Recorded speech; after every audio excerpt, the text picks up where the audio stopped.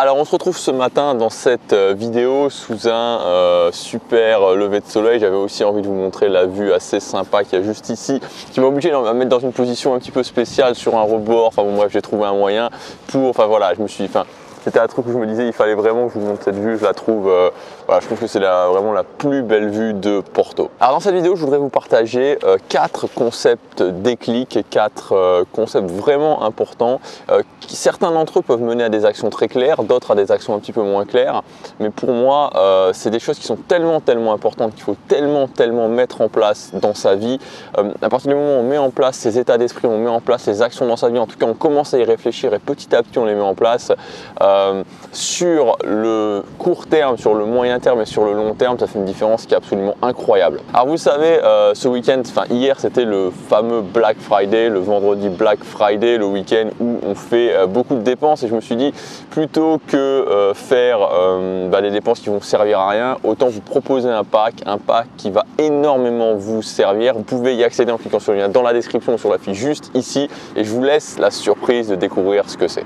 On va passer maintenant au concept déclic. Le premier concept déclic, c'est la question de l'authenticité. Vous savez, il y a beaucoup de gens qui souvent, et c'est notamment quand je parle de social, parlent de cette question de l'authenticité, parlent de cette question de se dire ok, si je change mes actions, si je change ma façon d'agir avec les gens, si je change mon image, si je change ce que je fais dans ma vie, est-ce que je ne vais pas devenir moins authentique? Est-ce que je ne vais pas devenir finalement moins moi?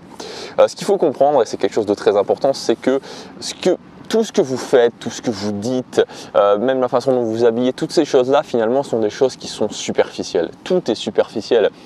C'est pour ça que des fois ça me fait rigoler quand on dit oui, tu te fais de la musculation, c'est superficiel, mais tout est superficiel. Absolument tout est superficiel. Le vrai vous, ce qu'il y a vraiment à l'intérieur de vous, ce qu'il y a vraiment à l'intérieur de moi, qu'est-ce que c'est? C'est nos valeurs fondations. Vous savez, quand je parle de valeurs, faire une différence dans la vie des gens, de travail, d'ambition, de liberté, c'est des valeurs qui me définissent profondément. Et ça, vous savez, si demain je décidais de me teindre les cheveux en rose, de me mettre à faire du métal, de parcourir le monde et d'avoir un message qui était différent, fondamentalement ça pourrait être tout à fait cohérent avec ces valeurs, et même si l'extérieur serait totalement différent, je serais toujours moi. Je serais toujours moi. Et il y a des gens qui agissent, s'habillent, disent, font des choses qui finalement ne sont pas du tout eux, qui passent leur vie à avoir une coquille extérieure qui n'est pas du tout en accord avec ce qu'il y a à l'intérieur. Le seul moyen d'être véritablement vous, c'est de nourrir vos valeurs fondations, c'est de comprendre quelles sont vos valeurs fondations, de trouver plutôt quelles sont vos valeurs fondations et de les nourrir. À partir du moment où vous nourrissez vos valeurs fondations, peu importe l'extérieur, vous serez vraiment vous. Parce que c'est ça, c'est nos valeurs fondations, quand on les nourrit, on donne un sens à notre vie, et à partir du moment où on donne un sens à notre vie, à partir du moment où on est cohérent avec qui on est nous. Donc il n'y a pas vraiment de questions à se poser, il n'y a pas vraiment d'inquiétude à avoir en se disant si je m'habille différemment, si je change ma façon de parler, si je change mon body language, si je change plein de choses.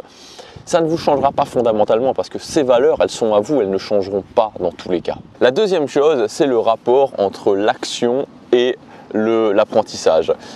Ce qu'il faut bien comprendre, c'est que vous savez, souvent on dit il faut passer à l'action, il faut passer à l'action. Et c'est vrai qu'il faut passer à l'action. Mais passer à l'action en faisant n'importe quoi, ça ne sert pas non plus à grand chose. Il y a des gens qui passent énormément à l'action et qui pourtant n'ont pas de résultat, parce qu'ils n'utilisent pas les bonnes méthodes.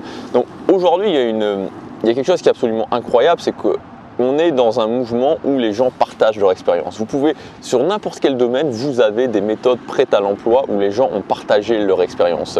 Donc, ne perdez pas de temps à aller dans tous les sens et utiliser déjà des méthodes prêtes à l'emploi. Moi, c'est ce que je fais depuis des années, et c'est ça aussi qui m'a permis de gagner énormément de temps, qui m'a permis d'avoir des résultats, c'est d'utiliser des méthodes prêtes à l'emploi. Utiliser des méthodes qui ont déjà fait leurs preuves, même si parfois ce qu'on va vous dire dans ces méthodes peut vous sembler bizarre, peut vous sembler, si vous voulez, peut vous sembler aller contre ce que vous croyez vrai. Mais testez-le. Dites-vous, quand je prends une méthode prête à l'emploi, je le teste à fond, je le fais à fond, et ensuite j'analyse les résultats un petit peu de façon empirique, c'est-à-dire que je vois ce qui s'est passé, ce qui ne s'est pas passé, et en fonction de ça, j'en tire mes propres conclusions. Mais je prends une méthode de quelqu'un qui a l'objectif que je veux atteindre, je l'applique sans réfléchir, et ensuite j'en tire des conclusions et j'ajuste. Pour moi, c'est l'équilibre parfait entre apprentissage, action et ajustement après avoir pris action. Troisièmement, le concept du choix. Il y a quelque chose qui me fascine énormément, c'est justement le fait de prendre des décisions, le fait de choisir. Vous savez que c'est peut-être votre cas à vous, mais pour beaucoup de gens, et j'en fais partie à un certain niveau, la plupart des choses qui nous posent problème dans notre vie pourraient être réglées simplement en décidant, simplement en faisant un choix. Souvent, c'est un conflit de valeurs et donc un conflit entre deux choix qui nous empêche d'atteindre vraiment ce qu'on veut, qui nous empêche d'avancer dans notre vie. Quand on maîtrise, quand on comprend vraiment à un niveau profond que la vie est une question de choix, et ça fait un peu cliché de dire ça, mais pourtant c'est la vérité, que la vie est une pure question de choix et que plus on est capable de faire des choix, plus on est capable de dire ok, je veux aller dans ce sens-là et donc forcément je renonce à d'autres choses, et plus on va arriver rapidement à la vie qui nous plaît. Il faudra faire des sacrifices, ce ne sera pas facile, mais c'est nécessaire et c'est obligatoire. Quand on ne fait pas de choix, d'abord les autres le font pour nous et on ne peut pas réussir à atteindre réellement ce qu'on veut, on ne peut pas réussir à vivre une vie pleine. Il faut embrasser finalement cette notion de choix, il faut embrasser le fait qu'on va devoir renoncer à des choses, qu'on va aller dans un certain sens, que ces choses-là, ce choix qu'on va faire va nous apporter du bonheur à un certain niveau, mais qu'il faudra en passer par le fait de renoncer à d'autres choses. On ne peut absolument pas tout faire, on ne peut pas être dans le consensus permanent.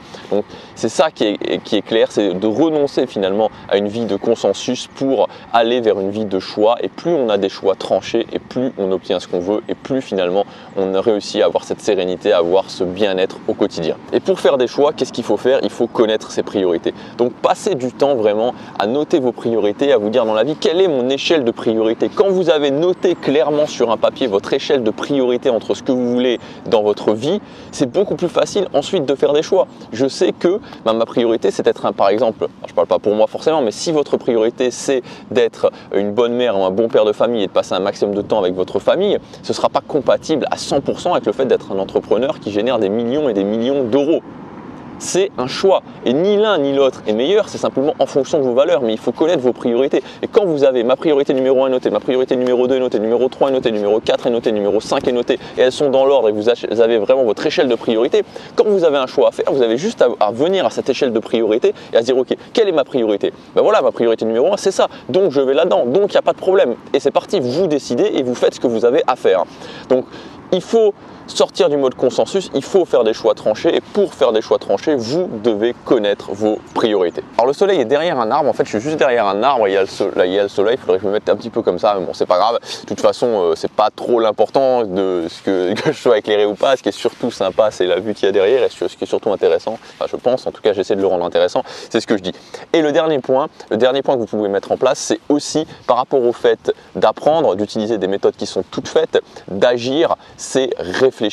J'en parle régulièrement, passez du temps, passez au moins 15 à une demi-heure et idéalement une demi-heure par jour à réfléchir, à vous poser avec un carnet, un crayon et à réfléchir. Vous pouvez réfléchir à plein de choses. Moi par exemple, je vais réfléchir à mes objectifs pour l'année prochaine, je vais réfléchir à la planification, je vais réfléchir à mes stratégies, je vais réfléchir à ce que je veux dans la vie, je vais réfléchir à mes priorités, je vais réfléchir à affiner mes valeurs. Je réfléchis régulièrement à plein de choses, je me pose comme ça dans des moments où je suis inspiré. Par exemple, là en ce moment je suis à Porto et sur ma terrasse à Porto tous les soirs au coucher du soleil, donc en moyenne à 16h, 16h30, je me pose et je me mets et je commence à réfléchir et voilà. Et c'est très important de sortir la tête du guidon et au moins 15 minutes par jour de vous poser et de réfléchir à ce que vous voulez.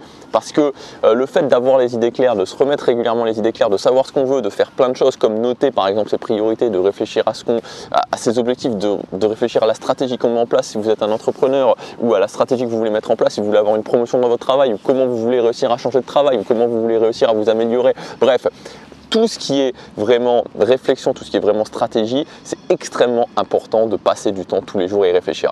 Et comme aussi j'en avais parlé il y a quelques temps, ça fait un moment que j'en ai pas parlé, mais de se dépolluer le cerveau. Vous savez, pendant la journée, on a plein de moments où on se dit ok, il faudrait que je fasse ça, il faudrait que je fasse ça, il faudrait que je prenne cette décision à ce moment-là, il faudrait que je réfléchisse à ça. Vous les notez et à ce moment-là, quand vous réfléchissez tous les jours, vous y pensez. Et pendant la journée, dès que vous pensez à un truc, vous mettez juste dans la case « je dois y penser ce soir pendant mon temps de la réflexion » et après vous y pensez plus. Et ça libère vraiment ses ressources pendant la journée. Voilà pour cette vidéo, avec cette vue que je trouve magnifique, vraiment de Porto. Quand je suis venu là le premier jour, je me suis dit waouh quoi, waouh, franchement je regrette pas d'être venu. Mettez en place ces actions dans votre vie et si vous voulez aller plus loin, aujourd'hui c'est le dernier jour pour accéder au fameux pack Black Friday où il y a vraiment une petite surprise, vous vous en rendrez compte en cliquant sur le lien dans la description ou sur la fiche juste ici. Il est disponible jusque ce soir. Je vous dis à demain pour la prochaine vidéo. Passez à l'action, chaque jour compte.